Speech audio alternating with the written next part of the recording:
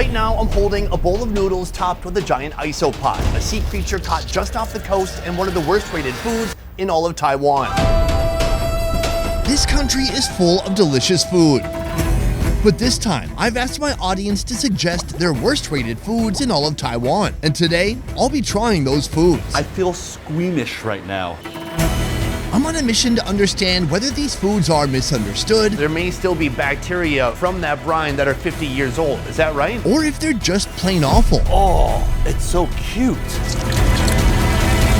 And it all starts right here at a factory making Taiwan's mysterious black eggs. Calvin, welcome to Taipei, Taiwan. Thanks, Sonny. Calvin, I asked my audience which foods they thought were the absolute worst in all of Taiwan, and today we're gonna eat those foods. Sonny, I'm not even worried because Taiwanese food is amazing. You should be a little worried. Why? Well, today we're getting pretty deep. How deep? Let me tell you, pretty deep. Joining me today, my good friend, chef and restaurateur Calvin Bui. And this is Leo. Thank you for inviting me. Our ambassador to all things Taiwan, connecting us to the local people and food. This right here looks like a chocolate Cadbury egg. It's actually the iron egg over here. Oh, it's not that heavy, considering the name. The very first impression that people usually have is it tastes like plastic. They was like, oh wow, what is this inside my mouth over here? Yes, she just said plastic. In most cuisines, that's a sign of a culinary disaster. But here in Taiwan, that tough, rubbery, and endlessly chewy texture isn't a mistake. It's the entire point. This egg seems popular. It's at every convenience store. Kids are eating it on the streets. How bad could it be? Well, that's what we're here to find out. To understand the mystery of the iron egg, we're heading straight to the source. Sheng Fa Hao, a family-run factory that's been perfecting this dish for half a century. My first question, sir, what is an iron egg? 因为有时候卤太久的时候会发生那个 The whole story started around 40 and 50 years ago. It's just a random guy selling like stew egg on the middle of the street. Cooking the egg for such a long time eventually become an iron egg. They have a really like strong texture. So for old people, it's really hard for them to chew the iron egg. The factory processes up to 15,000 chicken eggs each week. And the journey begins with a flood of perfectly peeled eggs, washed clean in fresh water. Is this a recipe that's unique to Taiwan? It's a really unique thing that happened in Taiwan. It happened by accident. In the cauldron goes the secret family recipe. Soy sauce, salt, sugar, and a blend of spices. But the magic isn't just in the ingredients, it's in the process. It's actually started from the egg with 50 grams over here. And you have to cook the egg for around 3 days. Wow. They have to cook it, let it boil, and then stop the cooking and lock it soft inside the soy sauce, and then boil again. So it's being boiled, then it soaks, then it boils, then it soaks. Around 6 times. Until that flavor seeps deep inside of the egg. Yes. Amazing. After 72 hours of this repeated cycle, the eggs are finally removed from the cauldron. Then they're air dried for a day before they're ready to be released into the wild. Why 3 days? Why not 5 days? 卤太久的话， Two reasons behind that. First one, of course, the cost. The second one, the day. 3 days is perfect amount of saltiness. I'm sold. I'm sold too. Thank you so much. I can't wait to try your eggs. His cooked eggs. His not cooked eggs. his other eggs.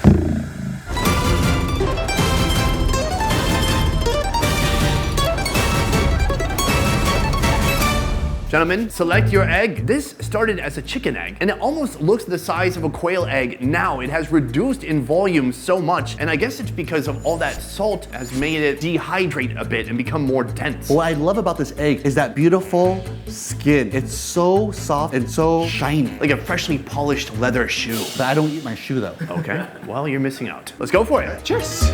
Oh God, my tooth. Oh. Does it taste like plastic? It doesn't taste like plastic at all to me. The egg white is certainly very firm, and I can see how people would think it has kind of a plasticky texture as the white ends up kind of crumbling apart in your mouth. Then as you move inward, some of that soy sauce has even reached the yolk. I find the yolk to be a little bit creamy. It's delicious. I find that the taste is a little bit salty. Actually, overly salty. The problem with a normal hard-boiled egg is it doesn't have enough flavor. But here the salt is built in, baby. You taste Chinese 5-spice, you taste plenty of soy sauce, but it's also a bit sweet too. Every time when I show it to my foreign friends, at first they will hesitate a little bit because the very first bite when you bite the egg without the egg yolk, they never had this texture before. So after they started to have the egg yolk inside, provide a really nice texture with flavor together, they will start to like it. I think that's how I feel too. I can't believe this is even on our list of worst rated foods. For me, 10 out of 10, absolutely delicious. I'm gonna give this a 5 out of 10. It's a little bit overpowering. I'd love to enjoy 1, maybe 2. After that, I think I'm good. Later today, we'll try a dish that smells like Athlete's foot. But first, we're heading to Tainan Fish Congee, a culinary canteen repping southern Taiwanese food. Here they specialize in a local delicacy so challenging, it's landed squarely on our worst rated list. I've heard of milk and I've heard of fish, but I've never heard of a milkfish. 这个就是它的 When you look inside the milkfish, the meat is beautifully white, just like milk. So that's the reason that people start to call it the milkfish. Milkfish is plentiful and it's celebrated throughout the Indo-Pacific. But when it comes to folks in southern Taiwan, they don't just eat the prized whitefish fillets. They eat the fish bits most Americans would throw away. My feeling is that this may be the reason this is one of the worst rated foods in all of Taiwan. I feel squeamish right now. I feel sick to my stomach. Is that a fingernail? No, I think it's basically the whole digestive tract from the throat to the other end. It's all in there. I think I've met my limit. I don't know if I could eat this. It looks gross. You know what? Here's what might help. Immersion therapy. I want you to kind of stick your hand in there and grab hold of what's on the plate. Oh, wow, it is really bloody on the bottom. The body part itself is very pink and red. These intestines here are so intricate. Which organs is Calvin holding right now? 这个就是一只鱼， This is the liver. 这个是鱼肠， This is the intestines. This is the fat around the organs. This is the gizzard. Fish gizzard. I've never heard of a fish having a gizzard. Why are people eating the inside of a fish? This is what we throw away in the West. 它这个鱼肠它软， The texture is so nice that people love it so much. People believe can only eat it fresh because if had the morning, it would become bad.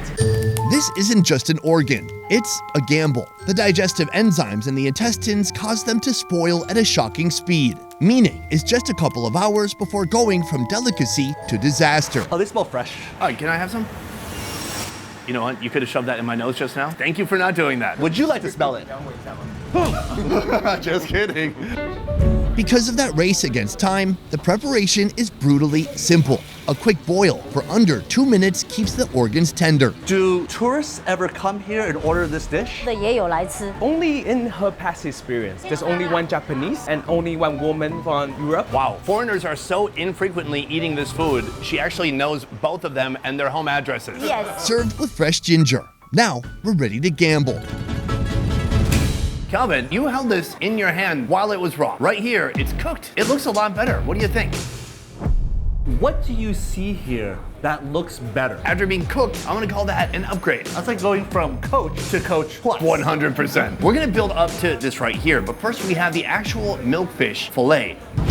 The milkfish has a disconcerting amount of belly fat. It's a potent energy reserve known as the Toro of Taiwan. The milkfish fillet is slow grilled to render its belly fat. As it cooks, the rich blubber melts into the meat. The protein turns gold, and the oily skin maintains its gelatinous sheen. Oh, I've never seen anything like this. This is actually a thick layer of fat between the skin and the protein. The meat is on the outside, but the blubber, it's in the middle. Like me. No, like an Oreo. Wait, what? The cream in the Oreo, good side? Okay, yeah. That is rich. Oh. Pure fish fat. It has a very strong aroma to it. Almost like ammonia. You got mainly omega-3s. Yes, omega-3s. When you look at it at first, you see those brown, crisped up edges and you think, oh, this looks like a nice seared filet. And as soon as you start chomping down on that fat, it kind of turns into a fish oil right in your mouth. The creamy flavor inside your mouth is amazing. I thought the filet was just gonna be a little appetizer, but this is one of the more unique fish I've ever tried. From there, we have the milkfish intestines. The most powerful tasting preparation is this, the boiled milkfish organs. Oh my God, it's like a pasta nightmare. Different parts of the organ, they have different texture. People usually go with the intestine first. I know we could dip it in soy sauce, but what if we didn't? Should we give it a shot? Yes. Thank you for being a willing participant. Cheers. I think I tasted what the fish ate last week. And that's how you know it's fresh. It's not a strong, pungent flavor. It is fatty, it's soft. It's somewhat Bailey. Next, we go with the liver. So the liver is a more prominent organ. It's pretty big. I'm gonna drown my liver in soy sauce.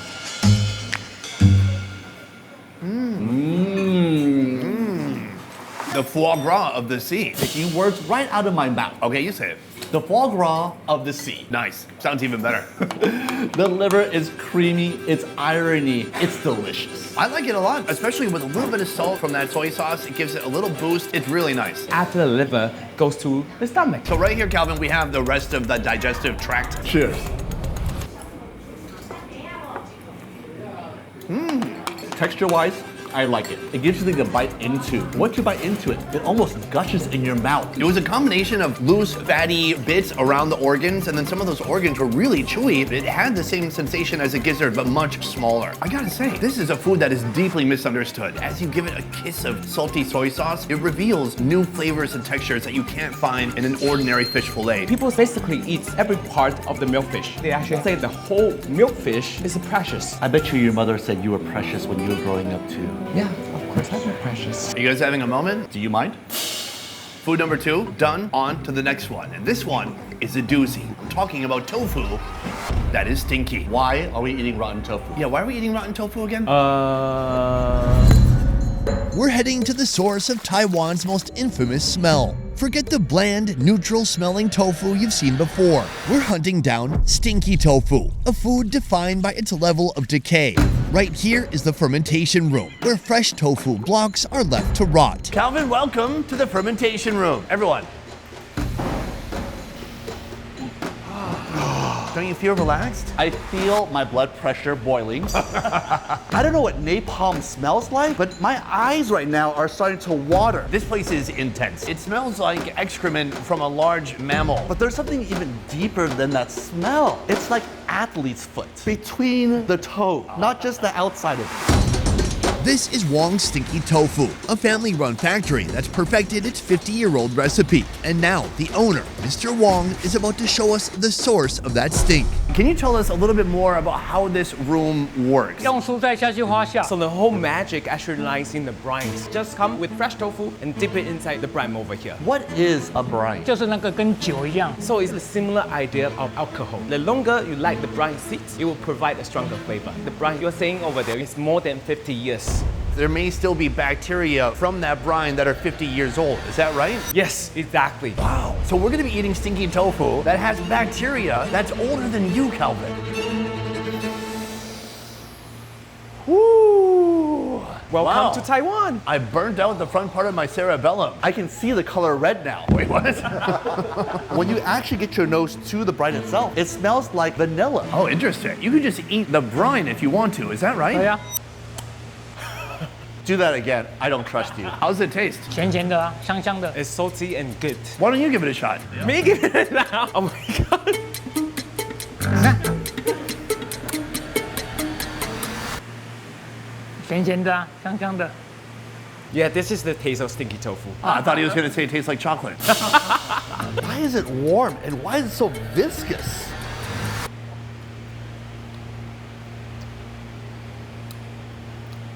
Oh God, I don't want to be disrespectful to him. Then don't say anything. From here, we are gonna head to the tofu restaurant. You ready? Well, you forced me to stick my finger inside and try, and right now you are not trying that. Are you talking to me right now or your uncle? I'll give it a shot, and I think I'm gonna like it. All right, I'm in there. It is warm. Cheers.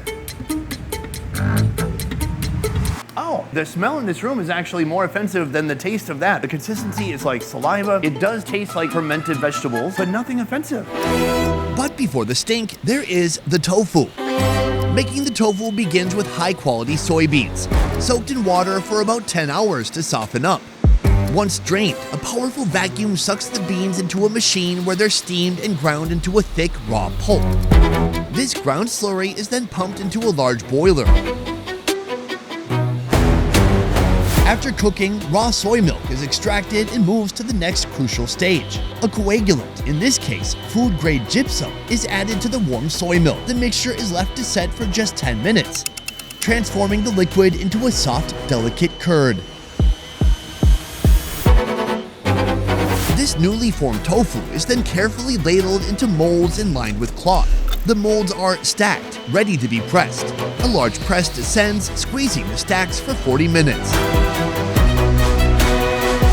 removing all the excess moisture and compacting the curds into dense, firm bricks. Finally, the large blocks are sliced into perfect personal-sized tofu squares, destined for one final step, the brine. The brine is actually all made from a mixture of different vegetable inside. Let the fermentation happen a little bit. They will actually add different vegetables according to the time as well. The tofu is now ready to be baptized in the funk. The clean, white blocks are submerged in the heart of the operation, the brine. What is it about the flavor of sticky tofu that is so memorable? 就是臭。 Stinkiness. Right to the point. Right now, he's not used to eating normal tofu anymore. He only wants the stinky one.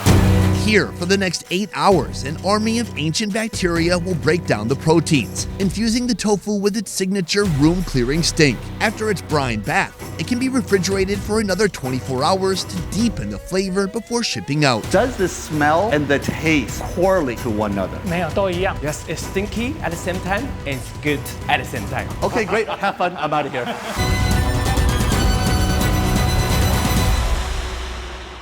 After escaping the fermentation room, we've come to a local eatery, where they take the factory's tofu and transform it into a bubbling hot pot. The stinky tofu is simmered in a rich chicken stock, and if this all wasn't wild enough, there are duck blood cubes tossed in too. We have a few different levels of experience to try here. We should start with that broth, the liquid stinky tofu. All right, let's give it a shot. Cheers.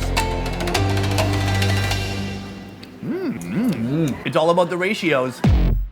To me, that tastes 78% like chicken stock, and the rest would be that stinky tofu sourness. That's remarkable. I like that. I love that broth. It's clean, it's refreshing. It has that fermentation flavor, but you don't know it's coming from sticky tofu. It could be from anything. Bamboo. It's really different from the experience that we went to the factory. This is actually more refreshing. That is the broth. That's not the stinky tofu itself. We're gonna be trying that soon, but first, duck blood. Duck blood is also on the list of the worst rated foods in Taiwan. Wow. That's some cheesy tasting blood. Very strange. I love the consistency. Soft on the inside, little bit firmness on the outside. It's much more milder than what I imagined. The little bit of rancidness, it helps the duck blood. It adds another layer of flavor. It gives it a more complex bouquet. Here it's not just about the flavor of it, but also the texture. So when you taste the duck blood, you have a really nice texture. And then follow up duck blood, we actually go with the stinky tofu. Ooh, that is potent. Just like there'd be holes in Swiss cheese caused by bacteria, we have holes in our tofu caused by bacteria. Let's go for it. Cheers.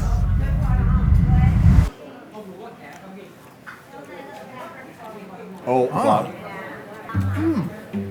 Oh, the taste starts on your tongue, but it hits you right here at the bridge of your nose, and it fogs up your mind and your sinuses. Why would you want to eat fermented tofu when fresh tofu is perfectly fine? Oh man, I disagree completely. That fermented quality is giving it that extra level of umami. I don't think I could go back to plain tofu after this myself. Plain tofu is so boring. It requires all these flavor components to be added to give it some life, but here, it contains life quite literally. It's teeming with bacteria. It has everything required inside of it already. Just like you, Calvin. Everything you need, it's inside of you already. It actually provides a really special texture and flavor to it. As a Taiwanese, I love it so much. In the end, can I understand why this is one of the worst rated foods? Absolutely. If 10 is the smell of fresh baked bread, this is a 0. But the flavor, outstanding. Not for me. Well, Calvin, luckily we have one food remaining, and that food might be for you. But I doubt it. After surviving the funk of stinky tofu, we've arrived at our final destination. Here we face a creature so bizarre, it became a national controversy overnight. A monster from the deep that earned its place as one of Taiwan's absolute worst rated foods. We have come to our final location. Can I be honest? I'm terrified to be here. He thinks you're serious. Oh, I am. This is the last place I want to be right now. This is Ramen Boy, a shop that became an internet sensation for topping their bowls with a creature most people have only seen in their nightmares. The Isopod. This is the actual cockroach of the sea. Take a look at this big, beautiful beast right here. Absolutely terrifying. Oh, It's so cute. They look like one of the evil Pokemon, yeah. These giant isopods are deep-sea scavengers, a kind of marine cleanup crew that feasts on whale carcasses and whatever else falls to the ocean floor. And now it's our turn to feast on them. They have a very thick shell, but if you flip them on their back, this right here, their underbelly, very soft. Give it a bit of a touch there, Calvin. Oh, it's kind of like your underbelly. You know what? I have a 2-pack. To make this dish, they start by cleaning up and stripping away everything you can't eat. In this case, the underbelly and organs. What's left are the legs and the good stuff on the inside, mainly that isopod meat. How did this end up on the menu in the first place? 因为刚好有渔船。 One of the fishermen told him this creature is edible. So he started to realize, how about we put that on the top of ramen bowl? Next, the legs go into the pot to make a leg stock, and the body gets a quick steam. If you thought there was more to it, well, there's not. Is it just steam? It's Justin. I was hoping there's more steps, if I'm honest. Do you sing it a song? Do you? The isopod might look simple, but the ramen beneath it is a work of art. It starts with a rich chicken broth infused with that isopod leg stock. Then comes the ramen noodles, chasu, chicken, Taiwanese water lily, shallots, rice crackers, and a soy marinated egg. Then finally, the star of the show, the isopod, resting proudly on top. Is it actually good? 好吃。 That's where I want to go right now, my house, instead of here. It's not house, it's house. Oh, that means yummy? Nice. This is difficult to eat. What am I doing wrong? You have to put the isopod over here on the plate. Oh, so it reveals a beautiful bowl of ramen beneath and then a complete nightmare of meat. Oh, mine completely fell into the bowl. Is that supposed to happen? Not supposed to happen. The owner suggests us to eat the meat first. So weird. You know how when you see delicious food, your mouth starts to water? But do you know how right before you vomit, your mouth also starts to water? Of course. My mouth is watering, but I'm not sure why. It's one of those two reasons. Are you saying that's not gonna taste good? It looks good though. It looks similar to crab meat. Agreed. Let's give it a shot.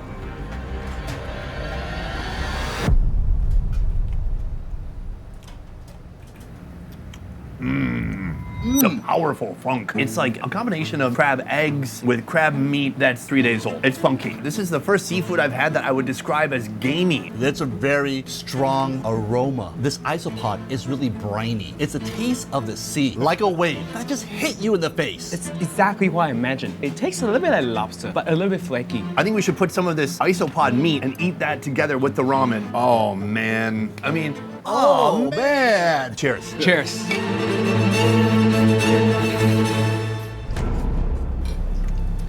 Whoa! I love it. The chicken fat ramen really accentuates that salty brininess of the isopod. It balances well the fattiness of the chicken fat, but that really briny, flaky isopod, it hits you right in the neck. That brutal, crude, harsh, oceanic flavor, it is tempered, it's tamed by the chicken stock. Certainly the isopod and chicken broth together, better than the isopod alone. I feel like it remove the fishiness away and actually just give you a really nice texture of the ramen and the soup. Love it. You know what? Tolerable. Only tolerable? How about extra tolerable? More than extra, terrible. Tolerable. Terrible. No, not terrible. Tolerable. Terrible. Gentlemen, when I first set my eyes on this isopod, I had my doubts, but in the end, I would say pretty good. Certainly something worth trying. It's a unique culinary experience and perhaps an experience that everyone should have. What looked scary actually turned out to be delicious. At first, I thought it would taste like cockroach. However, I never tasted cockroach before, but I love the texture. It tastes exactly like lobsters. Gentlemen, today we ate 4 of Taiwan's worst rated foods. Leo, what was your best of the worst? Stinky Tofu. Stinky Tofu is the dish that can represent our country so much, and I really like the fermentedness inside the Stinky Tofu. That's the reason I choose the Stinky Tofu. Calvin, how about you? Sticky tofu. Just kidding. The milkfish. What looks so ugly, so disgusting, actually turned out amazing. What's yours? For me, it was the Stinky Tofu. And that's even a surprise for me, because I came into this thinking I would tolerate the Stinky Tofu, but in the end, I loved it. So that's the best of the worst, but there's one more thing I forgot to mention. Before we go, I want to say a huge thank you to Hola Taipei Travel for showing us the best sights and eats in all of Taiwan. If you want to explore Taiwan like a local, with this crew right here, you can do it in English, Spanish, or even Catalan. Just make your booking at holataipei.com. Come hungry, stay curious, and say hola to the sovereign nation of Taiwan. And I also want to say a huge thank you to Taiwan Travel We Go for driving us all around the country. Guys, that is it for this video. Thank you so much for watching. I will see you next time. Peace. We did it.